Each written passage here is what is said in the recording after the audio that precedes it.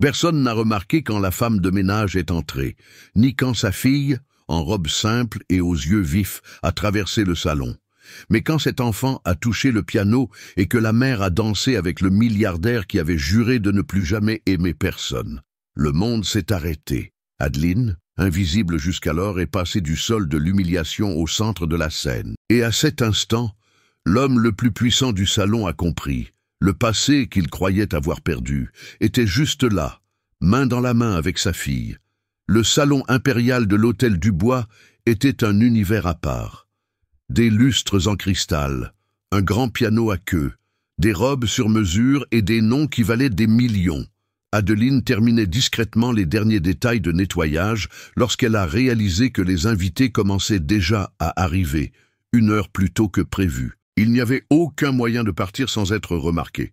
Elle a essayé de se cacher derrière les rideaux, le tissu lourd étouffant sa nervosité soudaine. Mais ce fut en vain. Qui a laissé ça ici ? La voix cinglante de Cécile Dubois a retenti. Tous les regards se sont tournés. Une femme en uniforme bleu, les cheveux attachés et les mains tremblantes sur le chiffon de nettoyage. Des rires étouffés, des regards de mépris. Puis le commentaire qui a glacé sa colonne vertébrale. C'est une soirée exclusive, pas une zone de repos pour le personnel. Adeline est sortie de derrière le rideau, le visage en feu. Et avant qu'elle ne puisse dire quoi que ce soit, elle a entendu la question qui a tout changé. « Cette petite, c'est votre fille ?» Adeline n'a pas répondu tout de suite. Elle a juste serré la main de sa fille plus fort. Camille, avec ses yeux curieux, ne comprenait pas pourquoi tout le monde les regardait comme si elles étaient au mauvais endroit. Mais Adeline, elle, comprenait. Elle a toujours compris. Elle est née en comprenant. Fille d'une blanchisseuse, Adeline a grandi entre des draps étendus et les échos de la radio que sa grand-mère écoutait en repassant. Quand elle dansait dans la maison, tout le monde disait qu'elle était légère comme une plume, qu'elle était faite pour la scène. Et pendant un temps, elle l'a été. À 17 ans, elle a obtenu une bourse pour une école de danse. À 20 ans, elle a rencontré Hugo. Et à 22 ans, elle a tout perdu. Adeline n'a jamais raconté à sa fille que son père était un homme qui dansait bien et promettait encore mieux. Elle a juste dit qu'il était parti avant de savoir qu'elle existait. Depuis lors, elle a transformé l'impossible en routine. Elle travaillait en 3 équipes, balayait des salons de luxe pour nourrir sa petite Camille, la vraie étoile de sa vie. Et maintenant, elle était là, au cœur de l'élite, humiliée, avec sa fille à ses côtés. « Je travaille ici », a-t-elle dit en essayant de garder sa dignité. « Vous êtes avec une enfant au milieu d'un événement privé ?» Cécile a levé un sourcil. « Je n'avais personne pour la garder. La crèche a fermé et Adeline s'est arrêtée. Se justifier là-bas, c'était s'enterrer. » Camille a serré sa main. « Maman, pourquoi sont-ils en colère ?»« Ils ne le sont pas, mon amour. Ils sont juste confus. » La musique du salon a cessé. Le murmure a grandi. Adeline a reculé, essayant de protéger sa fille avec son corps. C'est là qu'elle a entendu une autre voix, grave, contrôlée, mais en même temps hésitante. Adeline, elle s'est retournée lentement. Hugo, les mêmes yeux, la même présence, mais quelque chose était différent. L'homme qu'elle avait aimé était là, plus âgé, plus froid, mais aussi plus confus que jamais. Il a regardé l'enfant, puis le visage d'Adeline, et de nouveau les yeux de Camille. Ses yeux, Adeline a senti le sol tourner. Hugo a fait un pas en avant. Cécile a essayé de le retenir par le bras. Il s'est libéré. Qui est cette petite ? Adeline a retenu son souffle. C'est là que tout a commencé à s'effondrer. Adeline n'a jamais rêvé de célébrité. Son plus grand désir a toujours été autre chose. Avoir une famille simple mais unie. Un foyer avec une musique douce, des rires dans la cuisine et quelqu'un qui danserait avec elle, même sans musique. Quand elle a rencontré Hugo, elle a pensé avoir trouvé cela. Il l'a vu répéter dans une salle de l'Institut de la Culture, où elle faisait le ménage la nuit en échange de cours. Il était en costume, perdu, à la recherche d'une salle de réunion. Il s'est arrêté, a vu ses mouvements et a oublié pourquoi il était venu. Le lendemain, il est revenu, pas pour des réunions, mais pour la voir danser. Dans les semaines qui ont suivi, Adeline a dansé pour lui, sur la place, sur un toit, dans le silence de l'aube. Il disait qu'elle apportait de la légèreté à sa vie étouffante. Elle l'a cru, mais Cécile n'a jamais cru. La matriarche a tout compris avant même qu'Hugo ne le réalise. Elle a mis des détectives sur les traces de la jeune femme, a répandu des rumeurs, a inventé des trahisons. Un jour, Adeline a reçu une enveloppe. À l'intérieur, des photos d'Hugo avec une autre femme et une lettre avec quelques mots froids. « Tu n'as été qu'un joli moment. Il est temps de revenir à la réalité. » Adeline n'a pas répondu. Elle est restée silencieuse. Elle a pleuré toute une nuit. Et le lendemain, elle n'est pas venue à la répétition. La semaine suivante, elle a découvert qu'elle était enceinte. Elle a essayé de le retrouver. Elle est allée à son immeuble. La réception l'a bloquée. On lui a dit qu'Hugo était parti en voyage, qu'elle n'était pas la bienvenue. Sa mère lui envoyait des messages de plus en plus froids, de plus en plus menaçants. Elle est même allée jusqu'à lui offrir de l'argent pour résoudre la situation, comme si un enfant était un problème qu'on pouvait faire disparaître en payant. Adeline s'est enfuie, non par lâcheté, mais par instinct. Elle savait que si elle restait, Cécile lui prendrait tout, peut-être même sa fille. Pendant les 9 mois de sa grossesse, elle a travaillé dans des pensions, a dormi sur des matelas de fortune, a mangé ce qu'elle pouvait. Mais quand Camille est née, Adeline a dansé avec elle dans ses bras, seule dans la chambre de maternité. Elle pensait encore qu'elle pourrait tout arranger, que peut-être un jour, par magie, Hugo la reverrait et comprendrait. Mais le temps a passé, et il n'a jamais cherché à la retrouver. Adeline a enterré le passé et a continué, jusqu'à cette nuit au bal, jusqu'à cette question, jusqu'à ce regard. Camille a tiré légèrement sur sa robe. « Maman, pourquoi ce monsieur a l'air triste ?» Adeline n'a pas répondu, parce qu'à cet instant, le monsieur triste était le père qui n'avait jamais su qu'il était père. Et Adeline ne savait pas si elle devait le laisser découvrir. Cette nuit-là au salon s'est terminée dans le silence. Adeline est partie en portant Camille dans ses bras, sans se retourner. Elle n'a pas pleuré là-bas, elle ne pouvait pas leur donner cette satisfaction. Mais dans la salle de bain du métro, enfermée avec sa fille qui dormait dans la poussette, les larmes sont venues comme une fièvre. Le lendemain, l'appel est arrivé tôt.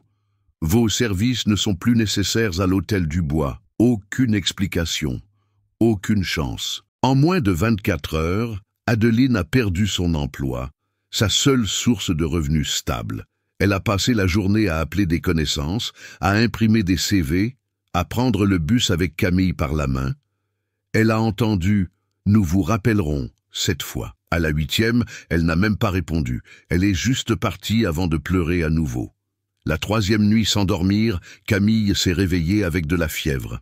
Adeline a couru avec elle aux urgences les plus proches. Rien de grave, lui a-t-on dit. Juste de l'épuisement.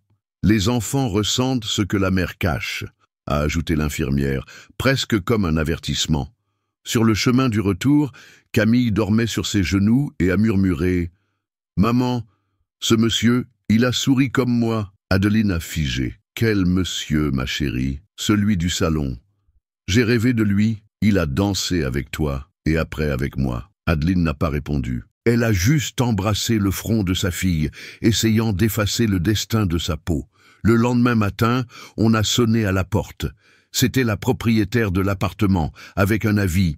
« Si vous ne payez pas avant vendredi, j'ai besoin de l'espace pour un autre locataire. » Adeline a juste remercié. Elle n'avait plus la force de discuter. C'est à la 5e entrevue refusée qu'elle a compris. Quelqu'un interférait. Toujours la même excuse. Le poste est pourvu. Toujours un regard de travers. Quelqu'un fermait toutes les portes avant qu'elle ne puisse frapper. À la fin de l'après-midi, elle a reçu un appel des services sociaux. « Madame Adeline Fournier ?»« Oui. Nous avons reçu une plainte pour une éventuelle vulnérabilité de l'enfant. Nous devons planifier une visite à domicile. » Adeline a failli laisser tomber le téléphone. « Vulnérabilité ? Vous êtes au chômage, n'est-ce pas ? Et l'enfant a été vu récemment dans un lieu inapproprié. Ma fille était avec moi, parce que je n'avais personne pour la garder. Nous devons évaluer l'environnement. C'est la loi. » Adeline a raccroché sans savoir comment respirer. Les murs de la chambre semblaient se refermer sur elle. Le monde entier semblait la pousser dans un trou sans fond. Cette nuit-là, elle s'est écrit une note. Tiens bon encore un peu. Pour elle, juste un peu plus. Mais même en écrivant cela, elle ne savait pas si elle y arriverait. De l'autre côté de la ville, Hugo regardait la même lune que Camille avait l'habitude de dessiner. Il avait les yeux perdus sur le balcon de son appartement quand il a appelé son assistante. « Julie, j'ai besoin que tu trouves quelqu'un pour moi. » « Non, Adeline Fournier. Elle a une fille, Camille, apparemment 7 ans. Une raison ?» Hugo a hésité. C'est personnel, très personnel. Et pour la première fois depuis des années, sa voix a tremblé. « Avez-vous déjà eu l'impression que le monde entier s'écroulait autour de vous et que personne ne s'en rendrait compte si vous disparaissiez? Si cette scène vous a touché, laissez un oui dans les commentaires. C'est la façon la plus simple de me dire que vous êtes là, de l'autre côté, à ressentir la même chose. » Le lendemain matin, Adeline est partie tôt avec Camille. Elle avait besoin de penser, de marcher, de respirer un autre air. Elle est allée à la place où elle avait l'habitude de répéter quand elle était étudiante. Le même kiosque de ciment, maintenant tagué. Les arbres, plus grands. Le temps avait passé, mais quelque chose là-bas gardait encore un morceau de qui elle avait été. Elle s'est assise sur un banc en bois avec Camille à ses côtés, partageant une pâtisserie et un jus.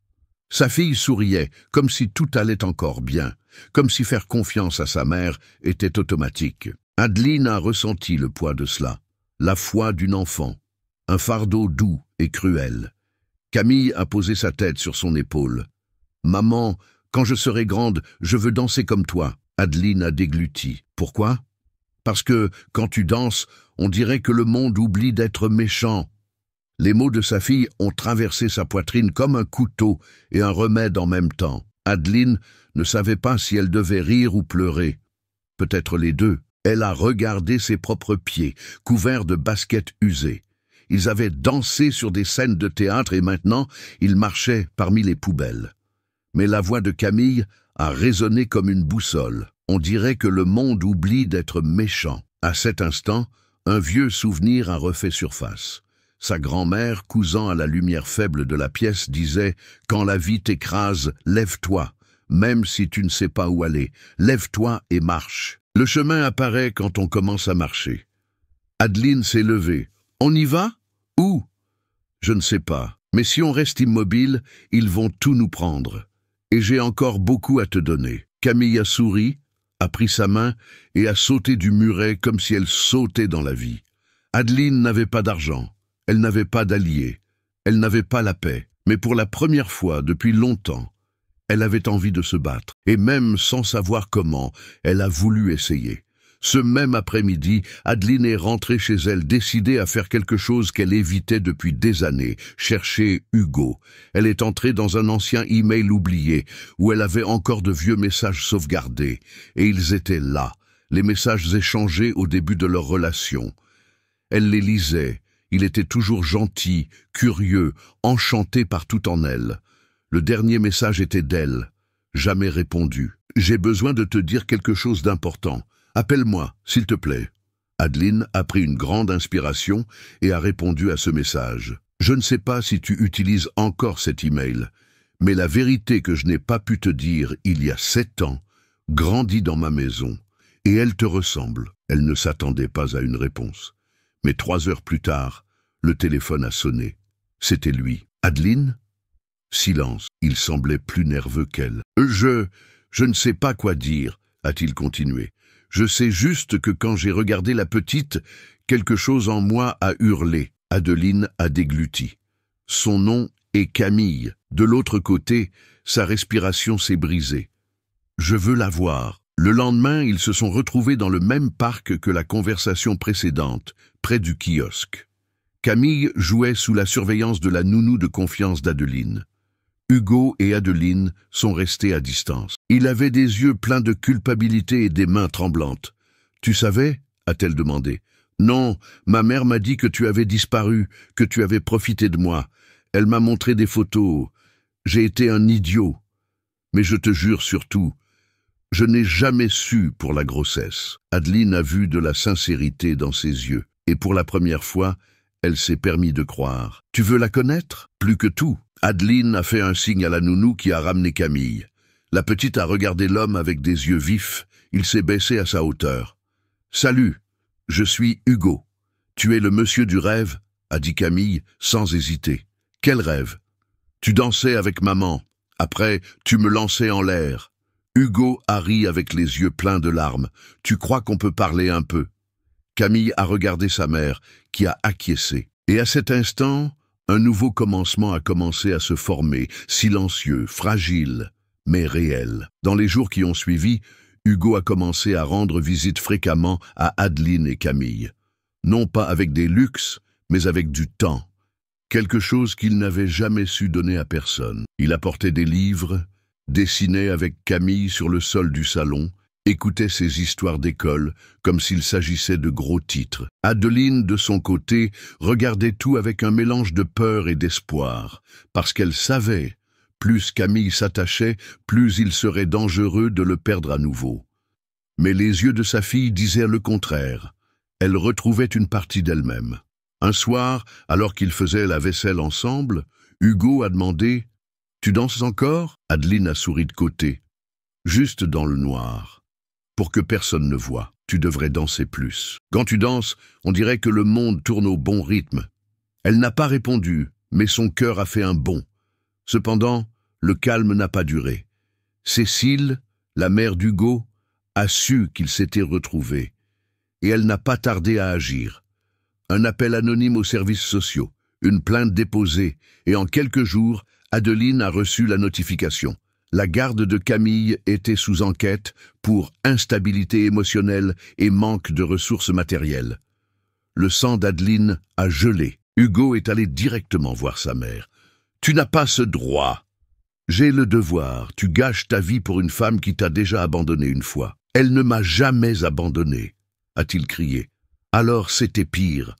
Elle s'est enfuie sans même te laisser essayer. » Hugo est sorti du manoir les yeux rouges et la certitude que pour la première fois, il allait devoir faire un choix. Le lendemain, Adeline a vu Hugo arriver plus tard, plus silencieux. « Tout va bien ?» Il a hésité. « Ma mère a engagé une équipe juridique. Ils veulent la garde de Camille. » Adeline est devenue pâle. « Comment ça? Ils vont essayer de prouver que tu es instable, que je suis un père absent, et que la seule capable de donner un avenir à Camille, c'est elle. » Adeline a serré ses bras autour de son corps. Elle a senti la vieille sensation d'impuissance revenir, mais cette fois, elle n'était pas seule. « Et qu'est-ce que tu vas faire ?» Hugo l'a regardé comme s'il avait déjà la réponse, mais qu'il luttait encore avec. « Je ne sais pas. Et si elle y arrive? Et s'il nous enlève Camille ?» Adeline a répondu sans hésiter. « Alors on se bat, jusqu'au dernier instant, même si ça fait mal, même si personne n'y croit. » Il a acquiescé, mais à l'intérieur, la peur était toujours là. L'audience aux services sociaux a été fixée pour un vendredi. Adeline a passé la semaine entière à nettoyer la maison qui n'avait presque pas de meubles. Elle a lavé les murs, organisé les jouets, imprimé des preuves de ses recherches d'emploi, même sans en avoir un. Elle ne dormait pas plus de 3 heures par nuit et ne mangeait pas. Camille l'a remarqué. « Maman, j'ai fait quelque chose de mal. » Adeline a senti son âme se briser. Elle s'est agenouillée devant sa fille. « Jamais.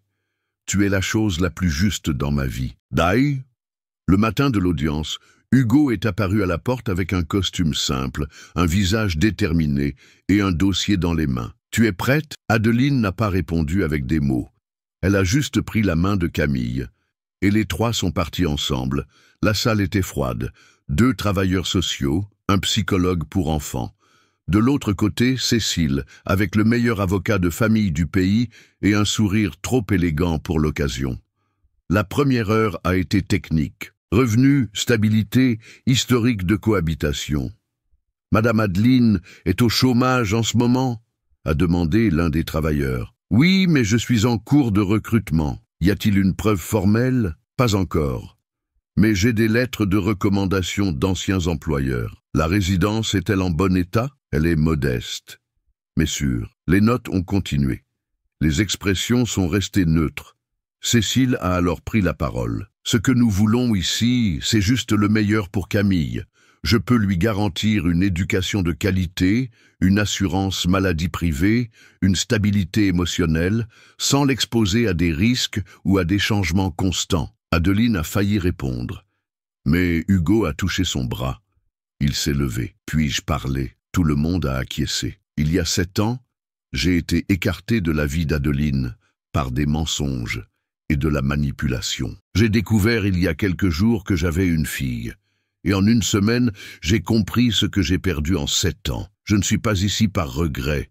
Je suis ici parce que je veux être un père et parce que je crois que ma fille n'a pas besoin de luxe.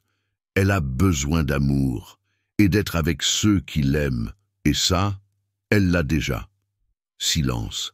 Camille a été appelée pour parler avec la psychologue. Quand elle est revenue, elle a apporté un dessin. C'était elle, main dans la main avec Adeline et Hugo. Dans un coin, une dame avec une robe élégante, un peu à l'écart. « C'est mamie ?» a demandé la psychologue. « Oui, pourquoi est-elle à l'écart? Parce qu'elle parle bien. Mais elle fait pleurer maman. » La psychologue a dégluti. « Et toi, que veux-tu, Camille ?» La petite n'a pas hésité. « Je veux rester avec ma famille. La vraie. » À la fin de l'audience, le travailleur social en chef a fait une annonce directe. Sur la base des rapports, des preuves et du témoignage de l'enfant, nous maintenons la garde à la mère. Nous recommandons un accompagnement familial avec l'inclusion du père. Cécile s'est levée. Pour la première fois, elle a perdu son calme. C'est une erreur. Le travailleur a répondu sans lever les yeux. Vous pouvez faire appel, mais l'enfant a déjà choisi. Et parfois, elle sait ce que beaucoup d'adultes oublient. Adeline a pleuré pour la première fois à cet endroit. Pas de peur, de soulagement. Hugo a tenu sa main. Camille a sauté dans ses bras, et pendant une seconde, c'était comme si le monde avait appris à danser au bon rythme. 3 mois plus tard, la salle de danse du quartier du Jardin du Lys sentait encore la peinture fraîche et l'espoir. Elle était petite. Les miroirs étaient collés avec du ruban adhésif double face. Les barres étaient improvisées et les fenêtres n'avaient pas de rideaux. Mais c'était la sienne. Adeline a ouvert sa propre école de danse dans une ancienne salle de couture, avec de l'argent prêté par un ami et beaucoup de courage. Hugo, qui travaillait maintenant comme consultant en dehors de l'empire de sa mère, a peint les murs le week-end. Il a installé un piano numérique dans un coin. Il a appelé ça un cadeau pour la scène de Camille. Camille, de son côté, avait déjà sa place attitrée dans le cours des enfants. Elle était timide mais ferme. Quand elle dansait, ses épaules se détendaient et le monde autour d'elle devenait plus léger. Ce soir-là, il y aurait la première représentation de l'école. Rien de formel, juste les parents et les voisins sur une rangée de chaises en plastique. Adeline tremblait dans les coulisses. « Et si elle oublie les pas ?»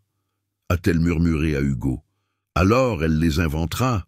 Comme on a appris à le faire avec la vie. » Adeline a souri. Camille est entrée avec de nouvelles chaussons de danse, avec un ruban rouge dans les cheveux. La musique a commencé, et elle a dansé avec la grâce héritée et le courage appris. Au milieu du public, Cécile observait en silence. Elle était venue sans invitation. Elle s'est assise sur la dernière chaise. Elle ne portait pas de maquillage, ni de bijoux, juste les yeux de quelqu'un qui voyait enfin. Après les applaudissements, Camille a couru vers ses parents. « J'ai fait une petite erreur. Je n'ai même pas remarqué, » a dit Hugo en la tenant dans ses bras. Adeline a essuyé la sueur du front de sa fille. « Tu as dansé comme si le monde était bon. Parce que maintenant il l'est, n'est-ce pas ?» Adeline a regardé autour d'elle. La salle simple, sa fille heureuse. L'homme qu'il avait perdu un jour et qui tenait maintenant à rester. Elle a pris une grande inspiration. Oui, maintenant, il l'est. Cécile s'est approchée lentement. Puis-je la féliciter? Camille a regardé sa mère. Adeline a acquiescé. La petite s'est approchée, a reçu l'étreinte de sa grand-mère, puis est retournée en courant dans les bras de sa mère. Il n'y avait pas encore de pardon total, mais il y avait quelque chose. Une présence. Et la présence, parfois, était le début de l'amour. Adeline a appris que la douleur ne nous définit pas, mais ce que nous en faisons. Oui, pendant des années, elle a cru qu'elle avait échoué, pour s'être enfuie, pour avoir caché la vérité, pour avoir élevé sa fille seule. Mais maintenant, elle comprenait, elle ne s'était pas enfuie. Elle avait protégé, elle avait résisté, elle avait construit une famille là où il n'y avait que de la peur.